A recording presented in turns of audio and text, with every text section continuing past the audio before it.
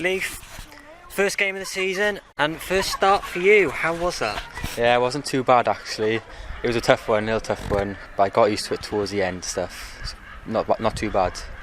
What's it different? Obviously, you played a few minutes last season. Starting the game, playing the whole game, more than 90 minutes.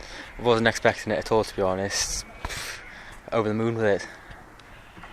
The game itself, tough game, got the early goal, well, first half goal, but it was difficult, especially that second half. It was difficult to hold on to the lead. We managed it in the end though, so that's all we need. Clean sheet, won the game, simple. How do you think you did? Wasn't too bad actually. I thought my second half was better than my first half. Got more headers in and that. Quite humble. Yeah, it's not too bad of the second half.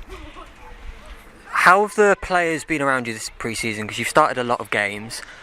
Have they all been there supporting you, encouraging you? Yeah, everyone beside me is great. They help me get better and stuff, and they give me confidence and stuff. You looking forward to the next few games, rest of the season? Hopefully more time for me on the pitch. All good.